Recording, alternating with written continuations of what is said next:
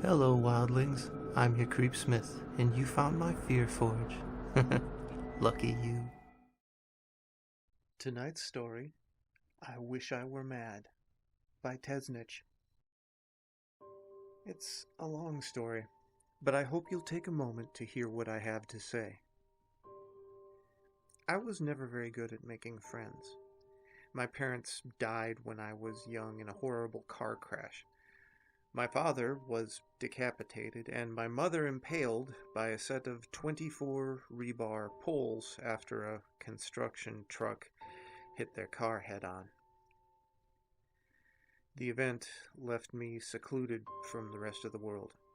I couldn't interact with others no matter how hard I tried, and it brought me to the brink of what I was sure was pure insanity.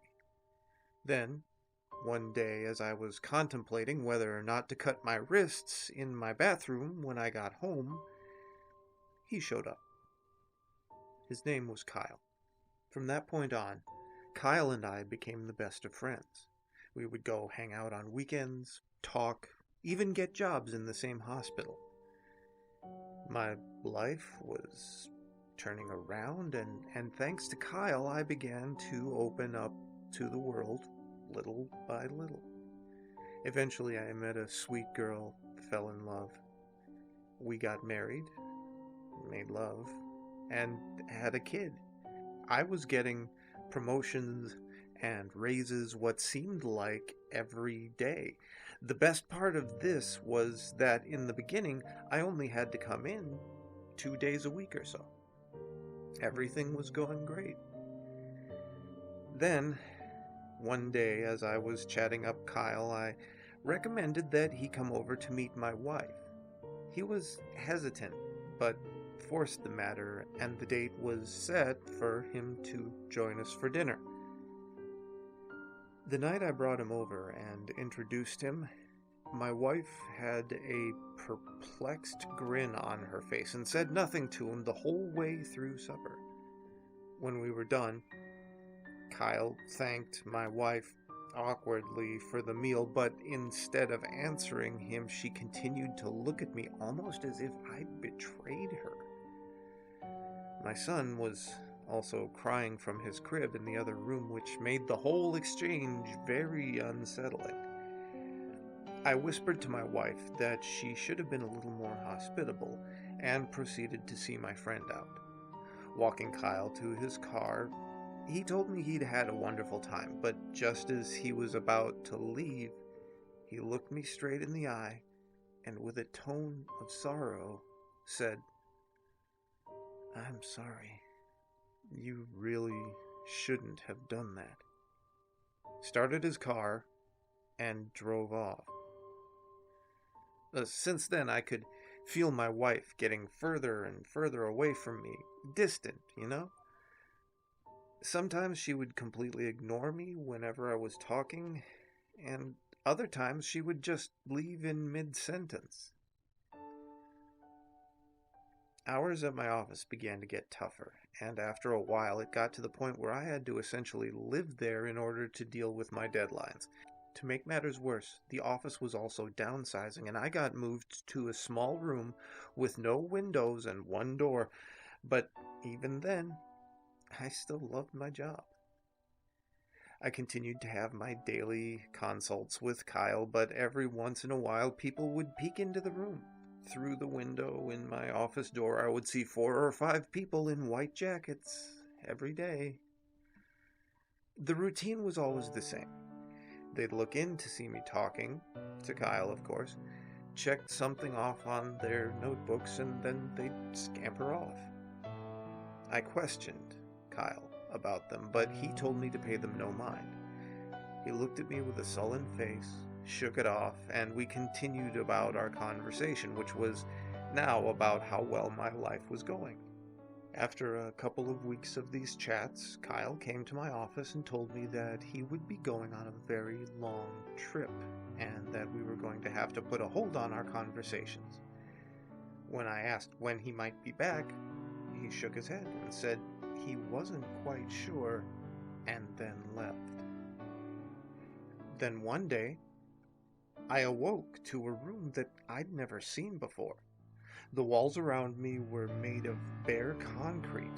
There were no windows, and the only objects in the room were a bed, a desk, a toilet, and a heavy metal door. I screamed and screamed for someone to come and get me out, and eventually a person did show up. I recognized him as one of the people who often looked at me in my office.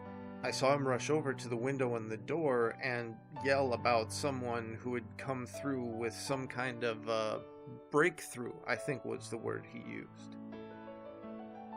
I asked how long that I'd been in there, and for him to release me immediately, of course. He looked at me and said that I would finally have the chance of leaving this place for the first time in 4 years if I kept my meds up. He said that I'd been insane. Now, surely this wasn't possible, but then I realized what must have happened. Kyle. I started to break down and weep. I mean, after everything that I'd been through, only to find out that my best friend had been a figment of my imagination. I was destroyed. Over time, however, the idea of my situation slowly fell into place in my mind. I learned that I'd been seeking help for my problem only 2 to 3 days a week before I was put into full-time care so that the medical professionals could evaluate my condition more thoroughly, and that I'd never really had a job at the hospital office. Within the month, I was ready to go home. All of the doctors lined the hall toward the exit and clapped for me on the day that I was finally released. I was tired, but satisfied. If there was anything that had allowed me to keep myself together over the past few weeks, it had been the idea of finally being able to see my wife and child again, and as I walked toward the door, it was all I could think about. Then, just as I got to the end of the hall, a familiar face held the door open for me. There, with his trademark grin, was Kyle. I cut my trip short as soon as I heard that they were going to release you. Couldn't miss my star patient's release, now could I? Bet you're so glad that you won't have to chat with me ever again. I screamed. After leaving, I ran home as fast as I possibly could, several times tripping over my own feet.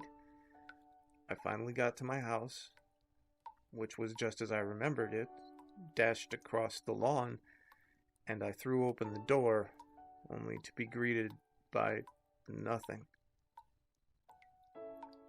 Within time, I learned that my family had been the ones never to have existed, and that Kyle, while real, was nothing more than my doctor. I found out that I was once again alone. My family had once again been taken from me. If there were a message to all this to be learned from all this, it would be that perspective and conformity aren't necessarily all that they're cracked up to be. And now, as the blood flows out of my body and onto the floor of my shower, I'm surrounded by a thick, dead air of loneliness. Is it really right to cure patients' mental dysfunctions, to take them away from their inner world to place them in this one? Do doctors have the right to do that? As I type these last words, with blood on my fingertips, I don't believe they do. Because if it were up to me, I would wish that I were still mad. So stay scary, wildlings. The next time you're trying to help someone, make sure it's not an act of cruelty, and make the most of your nights.